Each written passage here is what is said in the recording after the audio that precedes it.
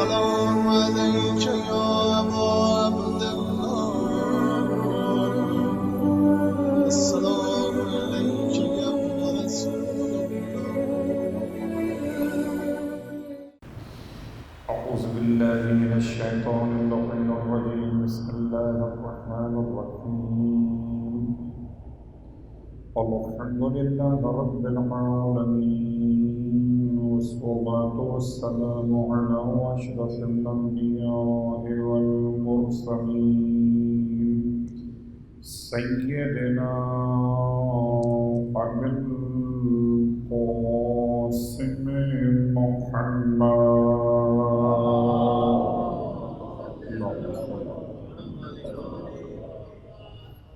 وعلى أهل بيته الطيبين الطاهرين واللعنة الدائمة على أعدائهم أجمعين أما بعد فقد قال الله تبارك وتعالى في كلامه الحميد وفرقانه المجيد قوله الحق وهو أصدق القائلين بسم الله الرحمن الرحيم الرحمن علم القرآن خلق الإنسان علمه البيان صلى الله عليه وسلم.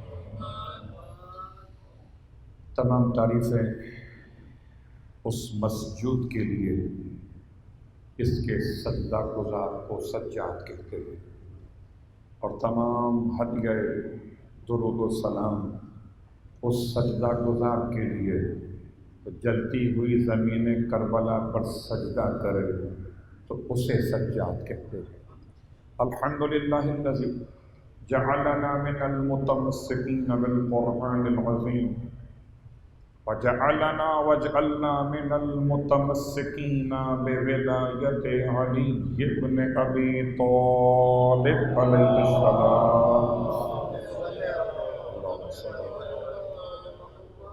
عظم اللہ اجورنا واجورکم بمصابنا بعلی بن الحسین علیہم السلام وجعلنا وإياكم إن شاء الله من الطالبين بثأره مع وليه الإمام المهدي من آل محمد عليهم السلام۔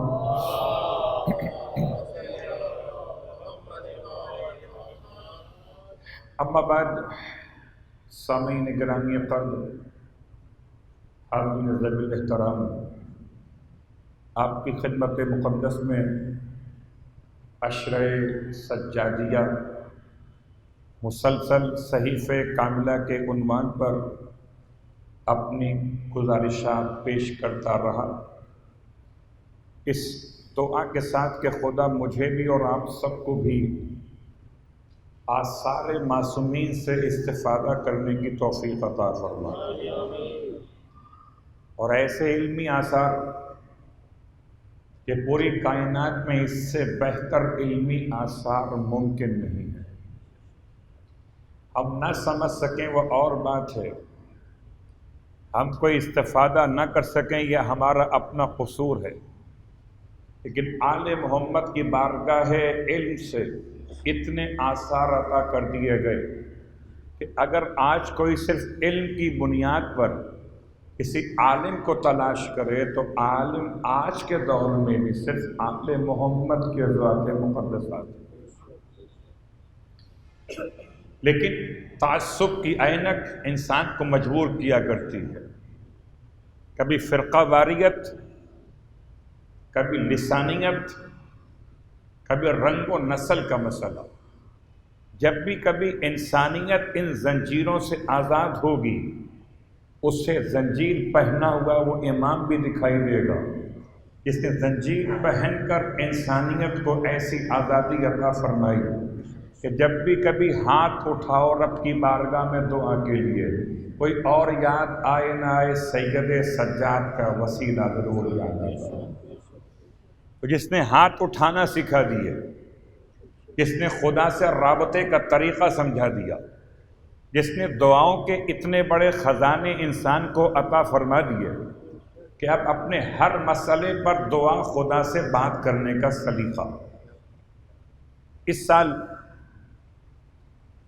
آپ کی خدمت مقدس میں عنوان ذرا سا صحیفہ کاملہ سے متصل بھی اور ذرا منفصل بھی۔ متصل کہ وہی شخصیت جب کبھی مصلی پر آئے رب سے بات کرے تو دعا کہلائے، اور جب کبھی لکڑیوں کے پنجرے پر آئے اور خطبہ دے تو خطیب کہلائے۔ اور اسی مناسبت سے آپ کی خدمت میں اس مرتبہ شرح و خطبۃ الامام علی بن الحسین علیہ السلام کا عنوان۔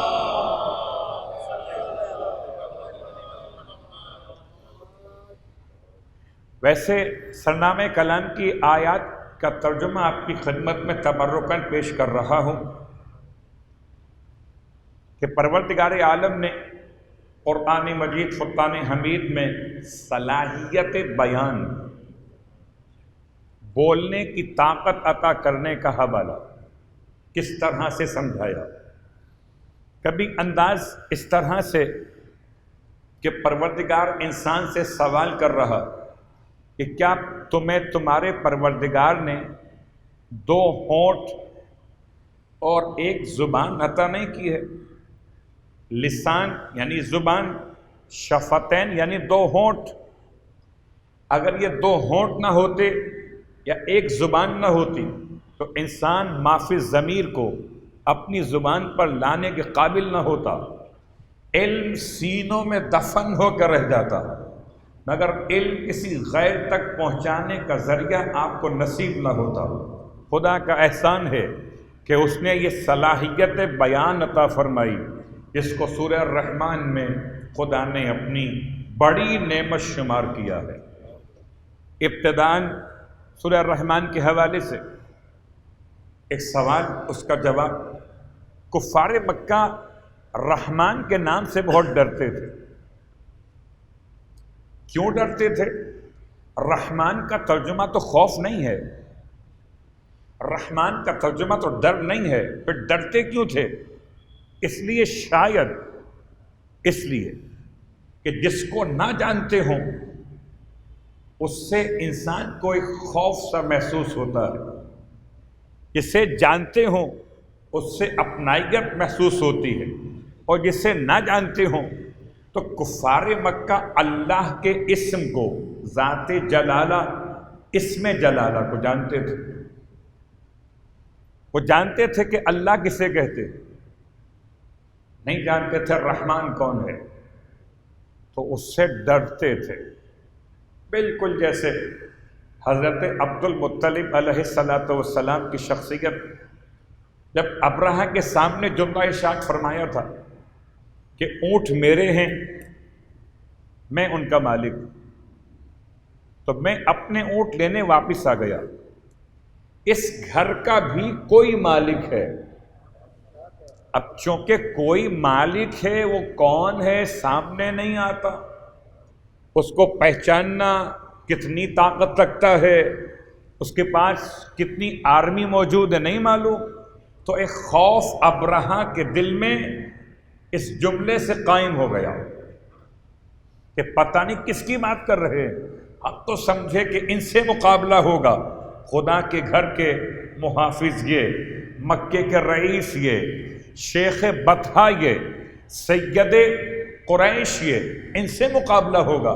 یہ تو کہتے ہیں گھر کسی اور کا ہے، اور جس کا گھر ہے وہ اپنے گھر کی خوب حفاظت کر سکتا، تو اندیکھا خدا، تو اندیکھا انسنا لفظ رحمان۔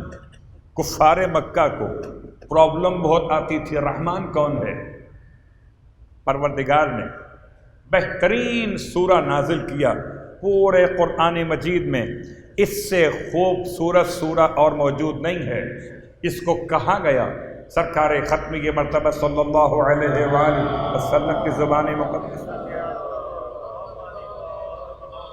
فرماتے ہیں لکل شیء عروس، ہر شے کے لیے ایک زینت ہے. عروس کہتے ہیں بیوٹی کو، خوبصورتی کو. عروس کہتے ہیں دولہا کو یا دلہن کے چہرے کو. لکل شیء عروس، ہر شے کی ایک بیوٹی ہے. وعروس القرآن، اور قرآن کی بیوٹی ہے سورۃ الرحمن. تو کفار مکہ نہیں جانتے تھے رحمان کون ہے، تو پروردگار نے پورا سورہ نازل کیا الرحمن کو سمجھانے کے لیے. اور کمال ہے اس پورے سورے میں اتنی نعمتیں بیان کی. اب تو پہچان جاؤ گے الرحمن کون. صلوات پڑھے محمد.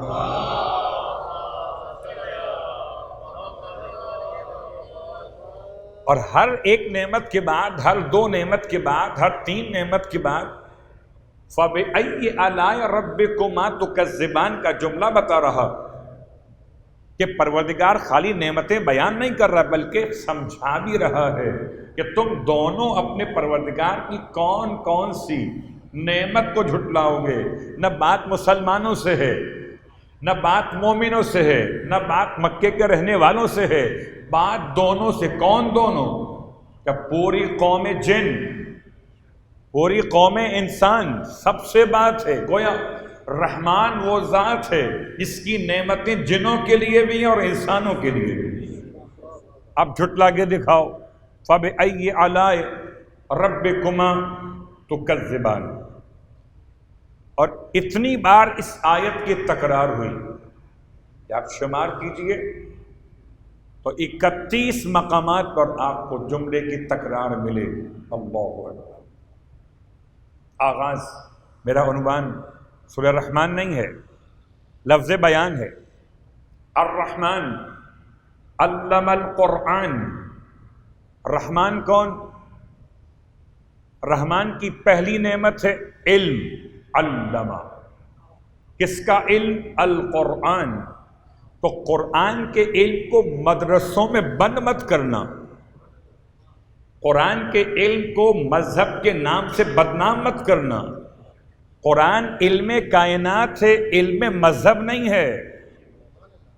بہت غور کیجیے گا، یہ ہماری اور آپ کی کوتاہیاں ہیں کہ ہر مکتب اور مسلک نے مدرسوں میں قرآن کو بند کر دیا. کہ قرآن کا سائنس سے کیا تعلق، قرآن کا آج کے دور کے علوم سے کیا تعلق؟ ایسا ممکن ہی نہیں کہ مولا کائنات علی ابن ابی طالب علیہ السلام ارشاد فرمائے. بہت مشہور روایت، مگر اس عنوان کے ساتھ پیش کر رہا ہوں. ارشاد فرماتے ہیں مولا کہ کائنات کے سارے علوم کو خدا نے، سارے علوم، سر کے بال سے لے کر پیر کے ناخن تک، جس میں انسانی کا علم، ستاروں فلکیات کا علم، زمین کے معدنیات و ذخائر کا علم، سمندر کے اندر پائی جانے والی مخلوقات کا علم، سارے علوم کائنات کو، کائنات کے سارے علم کو خدا نے اتنا مختصر کیا، اتنا محدود کیا کہ 4 کتابوں میں لا کر جمع کر دیا. اور ان 4 کتابوں کے علم کو اور محدود کیا. تو پروردگار نے ایک کتاب مجید کے اندر، تو قرآن علوم کائنات کا خلاصہ ہے. قرآن صرف مذہب کا علم نہیں ہے، قرآن صرف شریعت کا علم نہیں ہے، قرآن ہر ایک شے کا علم اپنے اندر لیے ہوئے. اس لیے وہ کہتا ہے الرحمن علم القرآن. رحمان ہے وہ ذات جس نے قرآن سکھا دیا. اللہ اکبر. اس کا مطلب جب تک سکھائے گا مولوی تو ہوگا قرآن مدرسے والا، اور جب سکھائے گا اللہ تو قرآن ہوگا علوم کائنات کا مظہر. اب پہچان لو کہ جس کو مولوی نے پڑھایا اس نے قرآن پڑھ کے کیا کیا، اور جس کو اللہ نے پڑھایا اس نے قرآن پڑھ کے کیا کیا.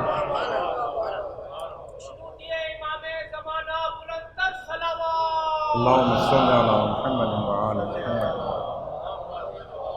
بات واضح. کس نے قرآن پڑھ کر انسان ذبح کیے؟ کبھی القاعدہ کے نام سے، کبھی داعش کے نام سے، کبھی اس سے پہلے اور اس کے بعد کے دیگر ایسے ہی کراہیت والے ناموں کا استعمال کرتے ہوئے. تو کس نے قرآن پڑھ کر انسانیت کو برباد کیا اور کس نے قرآن سنا کر انسانیت کو آباد کیا؟ اللہ اکبر. اسی لیے قرآن کو سنو تو اس کی زبان سے سنو کہ اصحاب ذی وقار، اصحاب النجبہ، اصحاب الطیبین، اصحاب الطاہرین اس انداز سے مولا کائنات علی ابن ابی طالب علیہ السلام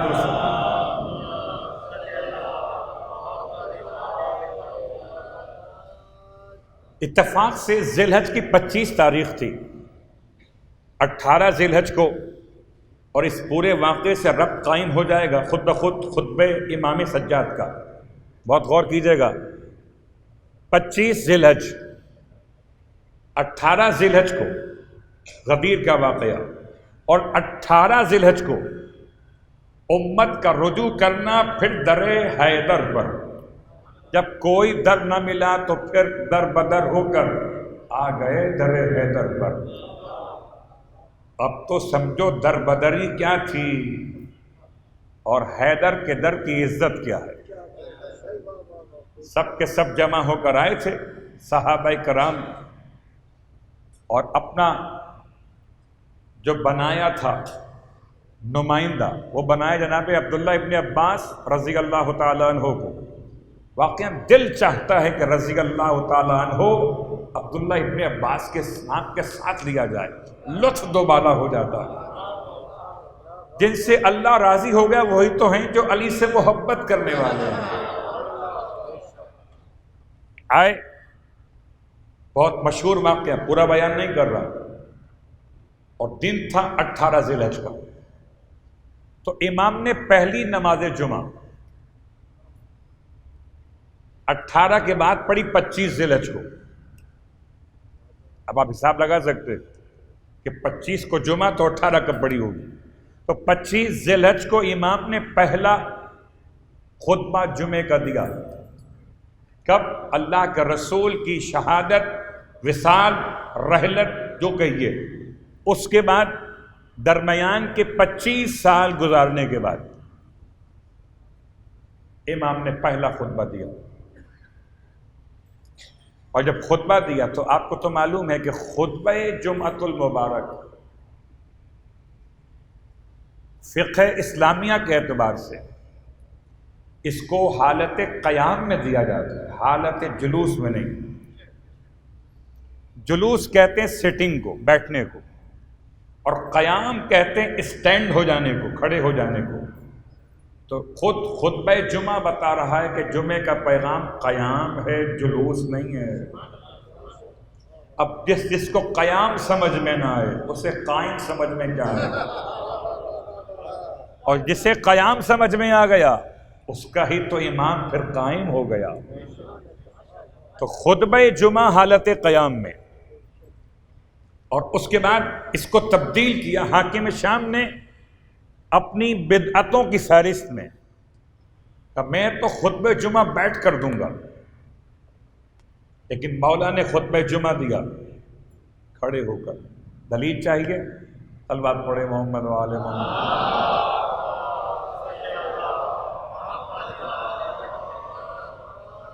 آج شب جمعہ، کل جمعے کی نماز ہم سب کو خدا نصیب کرے. الفاظ کیا ہیں؟ الفاظ یہ وَإِذَا رَأَوْا تِجَارَةً أَوْ لَهْوًا انفضوا إِلَيْهَا وَتَرَكُوكَ قَائِمًا تَرَكُوكَ قَائِمًا، نہ کہ جالسا، تَرَكُوكَ قَائِمًا، اور تجھے چھوڑ گئے اکیلے کھڑا ہوا. تو اگر آپ خطبہ دیتے ہوئے جالس تھے تو قرآن قائم کیوں کہتا ہے؟ اور اگر قرآن قائم کہتا ہے تو خطبہ جمعہ میں قیام اگر واجب نہ ہوتا تو مصطفیٰ بیٹھے ہوئے ہوتے صلی اللہ علیہ وآلہ وسلم. آپ کھڑے. صریح قرآنی آیت کی خلاف ورزی اگر کوئی خطبہ جمعے کا بیٹھ کر دے تو نہ خلفائے راشدین نے ایسا عمل انجام دیا، نہ اللہ کے رسول نے، نہ قرآن سے ثابت. اب سمجھو اور پہچانو کس کے پیچھے جا رہے ہو، کچھ تو خیال کرو. ہم تو دعوت دے فکر دے رہے ہیں، آگے تمہارا اختیار ہے، خدا یہ دیکھ کر شمار کرے گا کون کس کے پیچھے اور کون کس کے پیچھے. ہم تو اس قائم کے پیچھے جس کے قرآن الفاظ استعمال کرتا ترکو کا قائم. بات واضح ہو گئی. خطبہ جمعہ اور حالت قیام. میں آپ کو یہاں تک لایا کیوں؟ اس لیے لایا کہ میرے اور آپ کے چوتھے امام نے 3 خطبے دیے اور ہم اپنے عنوان سے متصل ہو گئے. 3 خطبے دیے اور 3 خطبے کہ وہ 3 وہ خطبے ہیں جن میں سے ایک خطبہ بازار کوفہ کا ہے، دوسرا خطبہ دربار یزید کا ایک روایت، اور تیسرا خطبہ جب آپ مدینہ منورہ پہنچنے والے تھے یا مدینہ منورہ کے باہر جب لوگوں نے آپ کا استقبال، آپ کو مدینہ بلانا چاہا تو آپ نے مدینہ کے باہر لوگوں سے خطاب کیا. 3 خطبے. خطبات کی طویل فہرست ہے معصومین کی. مولا کائنات کے خطبات کی تو کتاب موجود ہے، نہج البلاغہ. اور سرکار سید الشہداء نے مدینے سے کربلا تک 34 خطبے دیے. ہمیں اور آپ کو کتنے مقامات کے خطبے یاد؟ صلوات پڑھے محمد و آل محمد.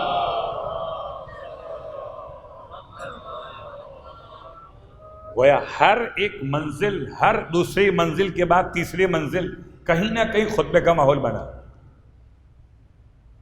تو خطبہ میرے چوتھے امام کا علمہ البیان،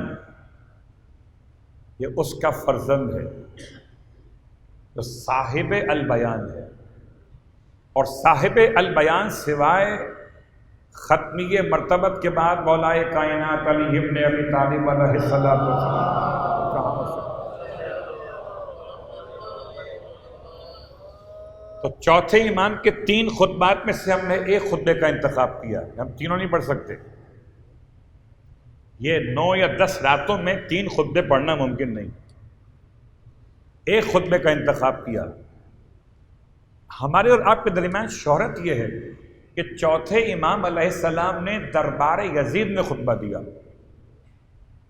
جبکہ کتاب کا حوالہ شیخ عباس قمی نفس المحموم، ایسی سانس جس میں درد ہو، یہ مصائب اور مقتل کے حوالے سے کتاب، یا علامہ مجلسی علیہ الرحمن کتاب بحار الانوار میں ایک حوالہ آپ کو مل جائے گا. تو 2 حوالے آپ کی خدمت میں نقل کر رہا ہوں کہ چوتھے امام علیہ السلام نے خطبہ دیا جمعے کے دن مسجد اموی، وہیں دربار ہوتا تھا. اب آپ اس بات کو ملا سکتے کہ جب چوتھے امام کو پیش کیا گیا ہو دربار میں تو وہ دن جمعے کا ہو تو دونوں باتیں جمع ہو جائیں گی، ورنہ باقاعدہ روایت پڑھ رہا ہو کہ جمعے کا دن تھا اور جمعے کی نماز سے پہلے خطبہ. یزید کے تنخواہ پر رکھے گئے شخص نے خطبہ دیا. اس کا خطبہ بیان نہیں کروں گا، صرف 2 اشارے جس کا جواب میرے چوتھے امام نے اپنے خطبے سے پہلے دیا ہے. اس نے کیا کیا؟ دیکھیے، ممبر اور یہ مائک اور یہ خطابت کا فن ایک عجیب امتحان ہے، آسان نہیں ہے. ذرا سا سامعین کا مزاج کبھی دائیں دیکھا تو دائیں مڑ گئے، کبھی بائیں دیکھا تو بائیں مڑ گئے۔ میں یوں کہوں کہ کمال اس خطیب کا جو مجمع کو ساتھ لے کے چلے، یا کمال اس مجمع کا جو خطیب کو موڑ دے۔ صلوات پڑھے محمد وآل محمد۔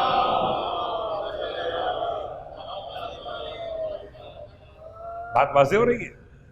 تو اصل میں خطیب کا کمال یہ ہے کہ اپنے فن خطابت کو لاکھ استعمال کرے مگر مقصد سے نہ ہٹے۔ اگر مقصد سے ہٹ گیا تو خطابت اسے اس کی جہنم میں لے جائے گی۔ ایک عام بات کر رہا ہوں، اس میں وہ شخص بھی شامل ہے کہ جس کو، بہت غور کیجیے گا، اسی لیے خطیب کو پیسوں میں مت تولنا۔ اگر اسے رکھو گے نوکری پر تو نوکری کرے گا، بندگی نہیں کرے گا۔ تو اس کو پیسے ملتے تھے، جیسے مؤذن اس سے کا اذان دے دے۔ بہت غور کیجیے گا، یہ جمعے کے دن کی اذان کا جو مسئلہ ہے نا، خطبے کے درمیان صلوات پڑھے محمد وآل محمد، بات واضح ہو رہی ہے؟ تو کچھ باتیں اشاروں میں ہیں، آپ تک پہنچا رہا ہوں، اور وہ پورا ماحول پیش کرتے ہوئے گیا ممبر پہ یزید کا تنخواہ دار مولوی، اور جانے کے بعد اس نے خدا کی حمد و ثنا سبھی کرتے، شیطان نے بھی کیا، تو خدا کی حمد و ثنا معیار تو نہیں ہے،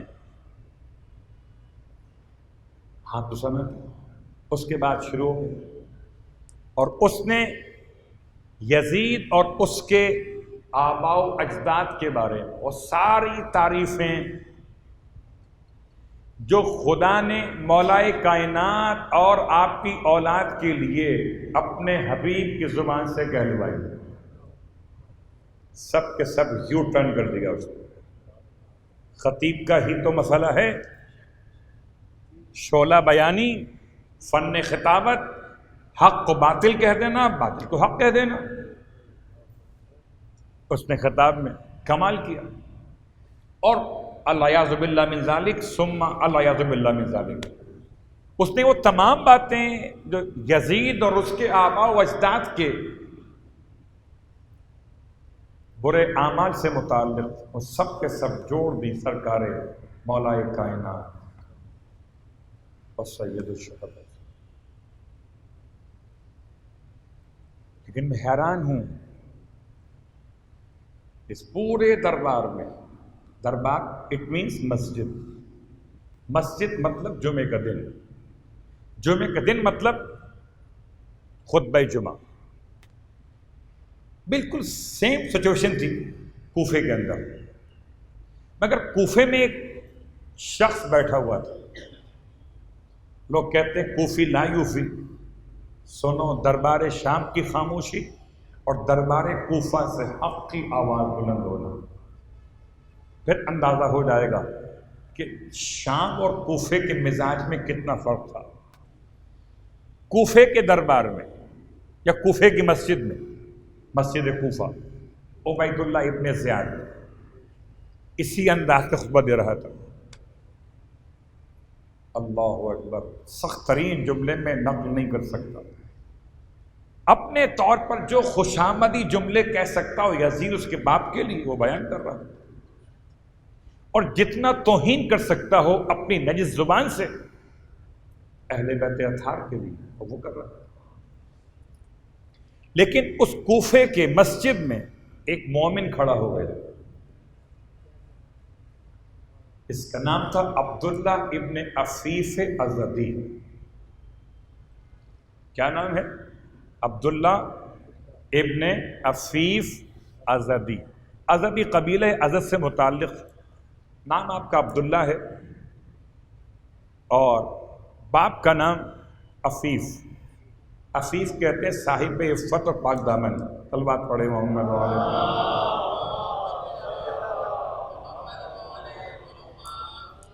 تو بڑے سکون سے آپ سماعت کیجیے گا، میں چاہتا ہوں کہ بغیر درمیان میں ادھر ادھر کی بات لائے ہوئے آپ کی خدمت میں کچھ پہنچا دیں۔ تو بازار کوفہ کی بات نہیں، دربار کوفہ یعنی مسجد کوفہ، اس میں کھڑا ہوا ایک شخص. اور یہ شخص کون؟ کہتے ہیں اس کی دونوں آنکھیں، ایک بائیں آنکھ جنگ جمل کے اندر اور دائیں آنکھ جنگ صفین کے اندر، یا بالعکس کہیں شاید آپ کو مل جائے.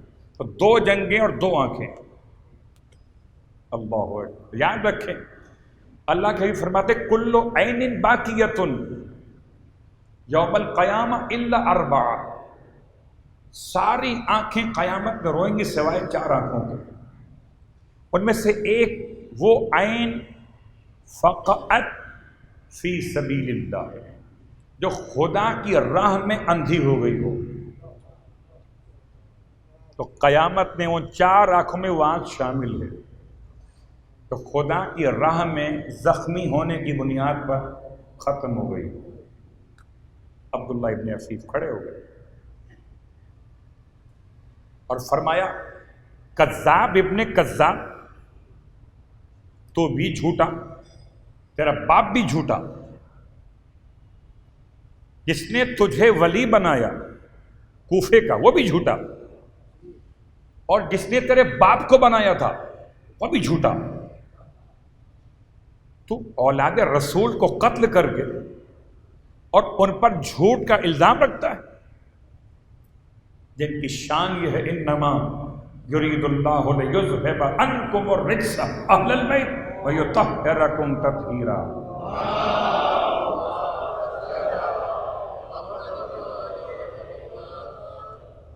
بات واضح ہو رہی؟ اچھا بول تو دیا مسجد کوفہ بھری ہوئی ہے، اس کو توقع نہیں تھی یہ کوفہ ہے عبید اللہ ابن زیاد کو کہ کوئی یہاں آواز اٹھائے گا حسین کے لیے. وہ تو 9 محرم کو مطمئن تھے کہ ہم نے سب راستے بند کر دیے، اب کوئی حسین کا نام دینے والا ہو سکتا ہی نہیں. اس کے اپنے ہی دربار میں پوچھا کون ہے جس نے یہ جملے استعمال کیے. اب کوئی ہوتا ڈرپوک تو چھپتا. آج کل کبھی کبھی مشکل ہو جاتی ہے نا، آپ بغیر نام کے آئی ڈی استعمال کرتے ہیں کہ حق بات کہہ تو دیے کہیں سائبر کرائم نہ ہو جائے. اور اب خدا واسطے کا بیر ہو چکا ہے اس نظام کو آل محمد کے چاہنے والوں سے. اللہ اکبر. کوئی خیال نہیں ہے سید الشہداء کی عظمت پامال ہو رہی پگڑیاں پہن پہن کر، کوئی خیال نہیں ہے. گستاخیاں حد سے بڑھ رہی، جناب زینب کبریٰ کی شان کے خلاف بات کرتے ہوئے خاموشی چھائی ہوئی ہے. پھر کافر کا اعلان تو بہت پہلے سے ہو رہا ہے، بڑی خاموشی ہے. اللہ اکبر. تو یہ آج کا ماحول ہے، وہ کل کا ماحول ہے. سب خاموش تھے. یہ مرد مجاہد بوڑھا شخص اور نابینا، اس نے کہا میں نے بولا، کسی اور سے نہیں پوچھ، یہ جملے میں نے کہے. کہ اس بڈھے کو گرفتار کر لو، اس کا سر کاٹ دو. قبیلہ ازد کے لوگ رکاوٹ بن گئے. یہ ہے عبید اللہ ابن زیاد. اور جب عبید اللہ ابن زیاد نے چھڑی ماری ہے سرکار سید الشہداء کے لبوں پر، کیونکہ میں نے پورا عبداللہ کے حالات بیان نہیں کرنے تھے ورنہ پوری الگ مجلس ہو سکتی اس کے اوپر. آپ کی کوئی اولاد نہیں، سوائے ایک بیٹی کے نام صفیہ تھا، کہتے ہیں کم سن بچی تھی، وہ عبداللہ تھا. یہ ایک اور شخص کوفہ، یہ کون ہے؟ اس کا نام ہے زید بن الارقم، صحابی رسول. صحابی رسول اور ایسا صحابی پیدا ہوا مدینے میں، ایسا صحابی، لاکھوں سلام اس صحابی کے اوپر، جس نے مودت فی القربہ کی روایت کو آیت مودت فی القربہ کے ذیل میں جو بیان کیا 7واں، یہ شاہد ہے اس روایت کا، غدیر خم کو بیان کرنے والا بہترین راویوں میں سے ایک راوی زید بن الارقم، اللہ اکبر، جب دیکھا چھڑی مارتے ہوئے زید ابن الارقم نے ایک مرتبہ فرمایا خبیث اپنی چھڑی کو دور کر ان لبوں سے۔ سب خاموش بیٹھے ہوئے ہیں، لوگ کہتے ہیں کوفی لا یوفی، آؤ ہم دکھاتے ہیں کوفے میں زندہ دل لوگ کیسے رہتے تھے، اور اگر کسی شہر میں ایک وفادار رہتا ہو تو پورے شہر کو لا یوفی نہیں کہہ سکتے۔ زید بن ارقم کھڑے ہو گئے، ہٹا چھڑی ان لبوں سے، میں نے اپنی آنکھوں سے دیکھا پیغمبر کو ان لبوں کو چومتے ہوئے۔ اللہ اکبر، یہ صرف سمجھانے کے لیے میں آپ کو وہاں تک لے گیا تھا کہ دربار میں خاموشی نہیں تھی، کوفے کے اندر لوگ بولے تھے، یہاں خاموشی۔ جمعے کا دن، اور جب خطیب نے اپنے جملے ادا کر دیے تو اب آپ کی خدمت میں امام سجاد علیہ السلام کا جواب پیش کر رہا ہوں۔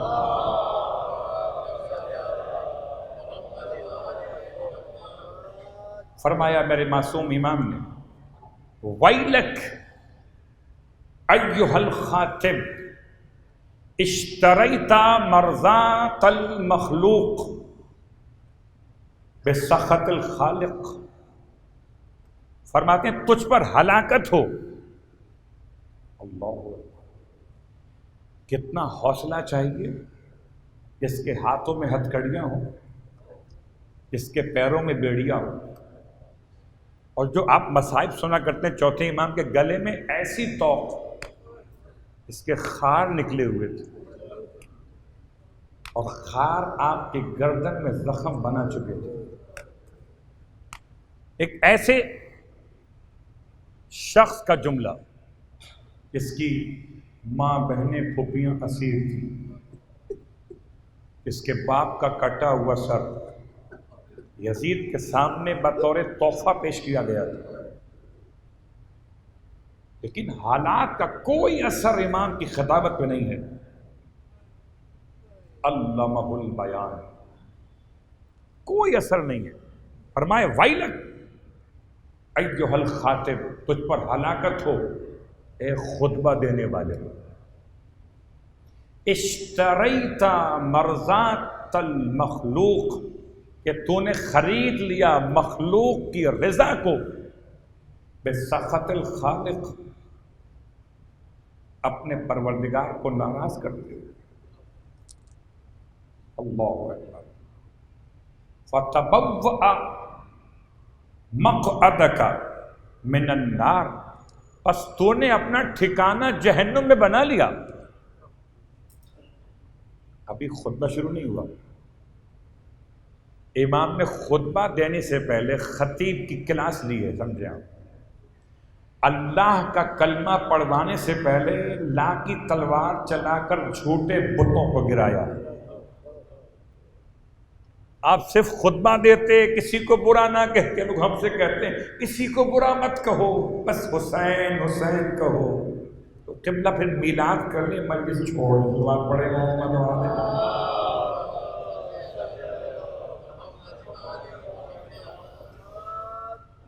بات واضح ہوئی؟ بالکل شیعہ سنی مصادر سے خطبہ، اس خطبے کو لکھنے والے شیعہ نہیں صرف، چونکہ دربار یزید میں جو حالات ہیں ان حالات میں کوئی علامہ مجلس نہیں بن سکتا، علامہ ہلی نہیں تھے وہاں پر۔ جب یزید کا مورخ حمید ابن مسلم کربلا کے واقعات لکھتا ہے تو خطبہ کس نے لکھا ہوگا؟ یہ دونوں موجود تھے۔ غور کیجیے گا، جب امام نے خطیب کو سرزنش کیا، اللہ اکبر، پھر ارشاد فرمایا یا یزیدو عجیب جملہ. مولا فرمائے یا یزید ہو تو گھبرانے کی بات نہیں ہے. خدا قرآن میں نار کو بھی کہتا ہے یا نارو کونی بردم وسلام علی ابراہیم. اس آگ کو جسے جلایا تھا نمرودیوں نے، خدا اگر اس آگ کو یا نار کہہ سکتا ہے تو خدا کی حجت یزید کو یا یزید بھی کہہ سکتی ہے. یا یزید، اے یزید اذن لی، مجھے دے اذن، مجھے دے اجازت. بہت غور کیجیے گا، فلسفہ ہے، حکمت ہے. ایک شب مہلت دینا، 9 محرم کے بجائے 10 محرم کی شہادت اختیار کرنا، وہ کیا تھا؟ اذن، اجازت دے، لی مجھے، حتی اصعد ہذہ الاعواد، یہاں تک کہ میں بلند ہو جاؤں. اصعد صعود سے بلند ہو جاؤں ان لکڑیوں کے پنجرے پر. آپ نے شاید سنا ہو لفظ عود، جو لکڑی جلائی جاتی ہے خوشبو کے لیے، عود بولتے ہیں اسے، آپ عود کہتے ہیں. اس عود یا عود کی جمع آواز، لکڑیوں کا پنجرا. تو کیا امام کو ممبر کی اسپیلنگ نہیں آتی تھی؟ آپ فرماتے یا یزید اذن لی ان اسد بہذا المنبر. نہیں، امام نے بتا دیا لکڑیوں کا پنجرا بنانا تمہارے ہاتھ میں، منبر بنانا ولایتیوں کے ہاتھ میں. اب سمجھیے جہاں جہاں سے سب و شتم امیر المومنین پر ہوا، وہ کیا تھے؟ لکڑیوں کے پنجرے. ایسے ماحول، شاہی منبر، بڑے پیسے خرچ ہوئے تھے. قبلہ آپ کو تو اندازہ ہے منبر کا جھگڑا بہت بڑا ہے. ایک بچہ آ گیا تھا، بچے نے آ کر کہہ دیا ایک بزرگ سے جو بیٹھے منبر پہ تھے کہ اتریے میرے بابا کے منبر سے اور جائیے اپنے بابا کے منبر پر. تو اگر اپنے باپ کا منبر ہوتا تو بچے کو جواب دیتے نا، ہاں بیٹا میرے باپ کا منبر رکھا اس پہ بیٹھوں گا، آئندہ تلوار پڑے گا.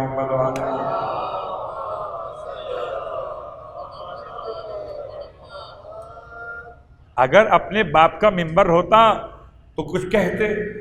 بڑے ہوشیار تھے، جلدی سے اترے، شہزادے کو گود میں لیا. ہاں یہ آپ کی باپ کا منبر ہے. اللہ اکبر. چلیں کچھ تو صحیح، قبول تو کیا کہ منبر علی کا اور اولاد علی کا ہے. اب سمجھیں اگر کوئی علی اور اولاد علی سے پوچھے بغیر بیٹھ جائے تو کل بیٹھے کل کا غاصب ہے، آج بیٹھے آج کا غاصب ہے. تو امام نے منبر نہیں فرمایا اس کو، فرمایا اس لکڑیوں کے پنجرے پر میں بلند ہو جاؤں. فَأَتَكَلَّمْ بِكَلِمَاتِ اللَّهِ، اور پھر میں منبر پر آ کر کلام کروں خدا کے کلمات کے ساتھ. اللہ اکبر. اس کا مطلب اب تک جو کلام ہوا تھا وہ خدا کے کلمات پر نہیں تھا، میں کلام کروں گا خدا کے کلمات پر. فیہن، ان کلمات میں، فیہن رضن، اللہ کی رضا ہوگی. وَلِهَؤُلَاءِ الْجُلَسَاء فِيهِنَّ أَجْرٌ وَثَوَابٌ، اور جتنے بیٹھے ہوئے سن رہے ہیں، یہاں کی بات نہیں ہے، امام نے اس وقت فرمایا تھا جتنے بیٹھے ہوئے سن رہے ہیں دربار میں، مسجد اموی میں، جمعے کے دن خطبہ جمعہ میں جتنے لوگ بیٹھے سن رہے ہیں، ان سب کے لیے میں جو پڑھوں گا اس کا سننا ثواب ہوگا. گھبرائیے نہیں، ثواب وہاں تک جائے گا یا نہیں جائے گا وہ الگ موضوع ہے، مگر امام جو پڑھ رہے ہوں گے امام کا سننا ثواب. صلوات پڑھے محمد.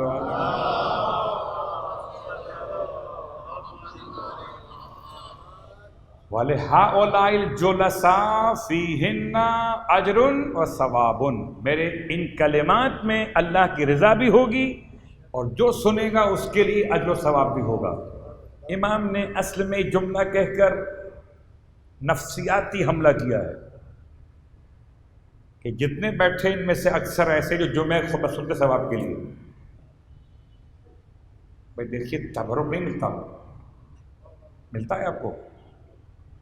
اگر آپ خطبہ جمعہ سنیں حصہ ملتا ہے؟ نہیں ملتا نا۔ تو خطبہ جمعہ سننا اور ہے، مجلس سننا اور ہے۔ یہاں نظر و نیاز بھی ہے، وہاں صرف اللہ کی بندگی کا پیغام، کوئی سلسلہ نہیں ہے۔ تو کیا ہے بے ثواب؟ صلوات پڑھے محمد وآل محمد۔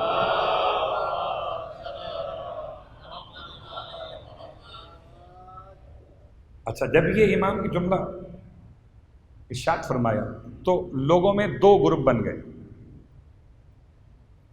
یزید بڑا ہوشیار، لوگ کہتے ہیں یزید بیوقوف نہیں، ہوشیار تھا وہ۔ لوگوں نے کہا کہ اس کو، بعض لکھا مقاتل نے کہ یزید کا بیٹا معاویہ ابن یزید موجود تھا، واللہ عالم بالصواب، اس نے بھی کہا کہ انہیں منبر پہ جانے دو۔ لوگوں نے کہا انہیں منبر پہ جانے دو، تو اس نے بیٹے کو منع کیا یزید نے، تو نہیں جانتا میں جانتا ہوں۔ ایک خانوادہ اہل بیت ہے، اسے کمزور مت سمجھنا۔ یہ اگر اوپر چلے گئے ممبر پر تو میری اور میرے آباء و اجداد کی ساری پچھلی کھول پٹیاں کھول دیں گے۔ اللہ اکبر۔ یہ میں نے خلاصہ کیا اس پورے ماحول کا۔ کچھ کہتے تھے خاص طور پہ خود یزید اس کا مخالف تھا کہ نہیں، ان کو ممبر پہ نہیں آنے دیں گے۔ اور امام کے الفاظ نے مجمع میں اثر کیا تھا۔ مجمع چکر میں ثواب کیا تھا کہ چلو کچھ ثواب تو ملے گا۔ آپ کو تو پتا ہے جب گلے کاٹے جاتے ہیں مومنوں کے تب بھی ثواب کا چکر تو ہوتا ہے، ثواب ملے گا۔ مجمع نے آوازیں اٹھائیں، جانے دے، اتنا بیمار ہے، لرزتا ہے کمزوری سے، یہ کیا بولے گا؟ ہاتھوں میں ہتھکڑیاں ہیں، پیروں میں بیڑیاں ہیں، گلے میں توق خاردار ہے۔ ایسا نہیں ہوا کہ ہتھکڑی کھولی گئی ہو ممبر پہ آنے کے لیے، نہیں، اسی عالم میں آئے ممبر پہ۔ اور پھر آج کی حد تک بات کو یہاں لا کے روک رہا ہوں، انشاءاللہ کل سے خطبے کا آغاز، مگر پہلا جملہ آج تک کہ آج کی مجلس بھی ہمارے عنوان پر ہی رہے۔ بسم اللہ الرحمن الرحیم۔ امام خطبے کے لیے ممبر پر آ گئے، اب ممبر ہو گیا۔ جب تک علی کا لال علی نہیں آیا تھا تب تک لکڑیوں کا پنجرا تھا۔ تو بھئی ہمیں بلا لیا کرو اگر تمہیں اپنے لکڑیوں کے پنجرے ممبر بنوانے ہوا کرے۔ صلوات پڑھے محمد وآل محمد۔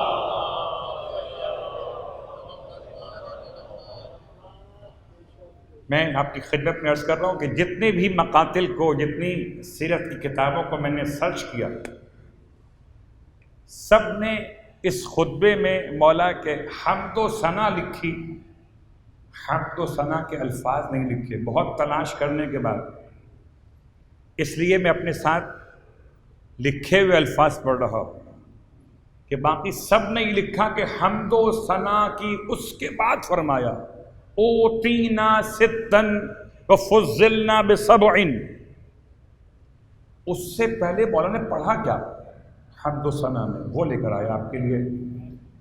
فرماتے ہیں مولا بسم اللہ الرحمن الرحیم، الحمد للہ الذی لا بدایۃ لہ۔ حمد ہے اس اللہ کی اس کی کوئی ابتدا نہیں ہے۔ ایک خدا کی حمد ہم اور آپ کریں، ہماری اور آپ کی حیثیت کیا؟ ایک خدا کی حمد وہ کرے جو حامد کا بیٹا ہے، محمود کا بیٹا ہے، محمد کا بیٹا ہے۔ اللہ۔ تو پہلا جملہ لا بدایۃ لہ، حمد اس اللہ کی جس کی کوئی ابتدا نہیں ہے، اس کا کوئی آغاز نہیں ہے۔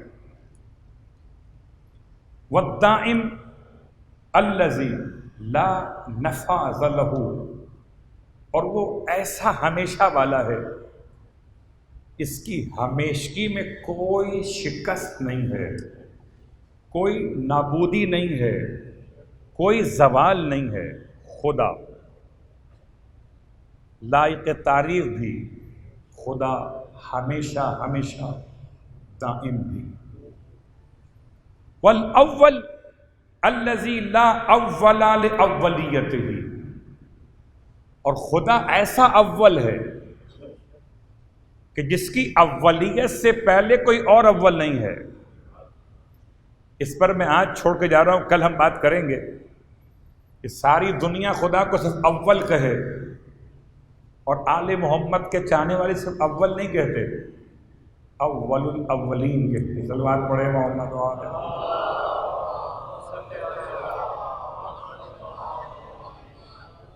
اس پر باقی بات انشاءاللہ کل میں نے کوشش کی کہ خطبے کا اگر عنوان اناؤنس کیا ہے تو خطبہ شروع ہو جائے آج، اور سب مقدمہ اس لیے تھا کہ پورے ماحول میں دیکھیں اگر کوئی ایک بولنے والا بھی ہو نا بھائی تو پھر ہمت بنتی ہے، کوئی ایک آواز اٹھائے بھائی کیا آپ نے کیا ہے، پھر ایک آواز یہاں سے اٹھے یہ کیا کر رہا ہے یزید، تو ہمت بنتی ہے۔ تو جو لوگوں کی ہمت سے چلے وہ اور ہوتے ہیں، اور جس کی ہمت سے لوگ چلے وہ اور ہوتے ہیں۔ قسم بخدا ہمتیں بانٹتا ہے سید سجاد، انسانوں کو بولنے کا طریقہ سکھا دیا۔ زبان شائستگی کے حدود سے باہر بھی نہیں جاتی، اور حق اور اس کا کلمہ بلند بھی کرتے جاتے ہیں۔ بس عزیزان گرامی، تو چوتھے امام کی شخصیت، اور قسم خدا ایسی شخصیت شروع سے مسائل برداشت ہے۔ آج 21 محرم اور 22ویں شب ہے، سید سجاد کا ماتم کرنے بیٹھے ہو، اس سوچ کے ماتم کرنا اس کا ماتم، اس کو تعزیانے نہ ہو، اس کا ماتم اس کے سامنے اس کی بہن کو تماچے مارے، اس کا ماتم جس کے سامنے اس کی مخدرات کی ردائیں لوٹ لی گئی، اس کا ماتم جس کے سامنے اس کے گھر کے 18 افراد کے کٹے ہوئے سر 9 کے سنا پر اٹھائے گئے۔ واہ مصیبتہ، واہ محمدہ۔ صرف کربلا نہیں، میرے امام کی پوری زندگی مصائب سے اس طرح سے پر دکھائی دیتی ہے۔ آپ کو اندازہ ہے صاحبان علم و ادب کہ چوتھے امام 2 سال کے تھے ایک روایت، یا 4 سال کے تھے ایک اور روایت، تو بہت بڑے تو 4 سال کے تھے ورنہ 2 سال۔ کب؟ جب 19 رمضان کی فجر کا وقت تھا، مسجد کوفہ تھی، جس کی گود میں پلے تھے نا چوتھے امام، چوتھے امام کو پالا کس نے 2 سال یا 4 سال تک؟ مولا کائنات اپنی گود میں بٹھاتے تھے، اپنے ساتھ سلاتے تھے، اپنے ساتھ مسجد میں لے جاتے تھے، اپنے ساتھ نماز میں کھڑا کرتے تھے۔ پالنے والے کے سر پر جب تلوار کی ضربت کا اثر دیکھا، آئے میرا مولا، کتنا پریشان تھا، اپنے دادا کے چاروں طرف چکر لگاتے تھے، ہائے میرے دادا، اے میرے بابا کیا غضب ہو گیا، اتنا گہرا زخم ہے، اللہ اکبر، میرے مولا کا بچپنا ہے اور مصائب کا پہلا مرحلہ ہے۔ اپنے جد کے سر کو شگافتہ دیکھا، اپنے جد کو دم توڑتے ہوئے دیکھا، لیکن میں اتنا کہوں گا مولا سید سجاد، آپ نے اپنے پالنے والے کو اس عالم میں دیکھا، آپ نے اپنے دادا کو اس عالم میں دیکھا، مولا ذرا کربلا میں اس سے بڑھ کر عالم اس طرح سے ہوگا کہ آپ کا ہی بیٹا ہوگا، اپنے دادا کو اس عالم میں دیکھے گا کہ جس پہ گھوڑے دوڑائے جائیں گے، سرنوں کے سینہ پر اٹھایا جائے گا۔ اجرکم اللہ، رونے والوں، میرے چوتھے امام کی مصیبتوں کا سلسلہ، آئے شام غریبہ، امامت سید سجاد کی پہلی شام، ارے جلتے ہوئے خیام، روتے ہوئے عیتاب، ارے سربراہ اور بہنیں یا سید سجاد، ارے کس سے شکوہ اور شکایت رونے والوں۔ عجیب قیامت کا مرحلہ تھا۔ کسی امام کی امامت کی پہلی شام شام غریبہ نہیں ہے، ہاں ہر امام رویا ہے اپنے جانے والے اپنے سے پہلے امام کے لیے، مگر کسی امام کو شام غریبہ نہیں ملی، کسی امام کو یتیم بچے نہیں ملے، کسی امام کو جلتے ہوئے خیام نہیں ملے، ارے کسی امام سے کسی بیوی نے چادر کے لٹنے کا سوال نہ کیا، ارے کیوں نہ بوڑھا ہو جائے وہ جوانی میں جس کے سامنے اس کی ماں بہنوں کی چادر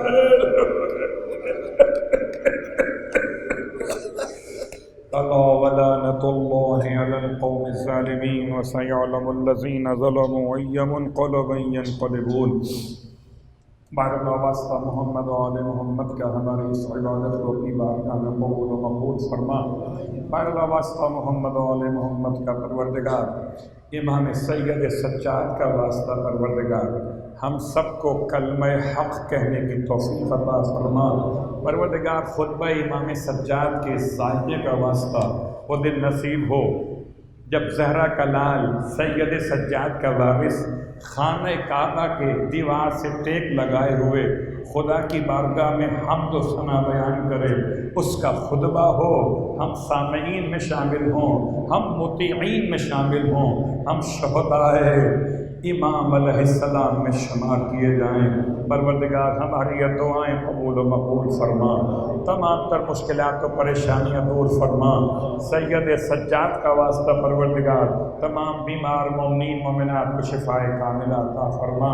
میرے چوتھے امام کا واسطہ پروردگار ہر بے روزگار مومن کو روزگار طیب و حلال نصیب فرما۔ اللہ واسطہ محمد و آل محمد کا امام زمانہ علیہ السلام کے ظہور میں تعجیل فرما۔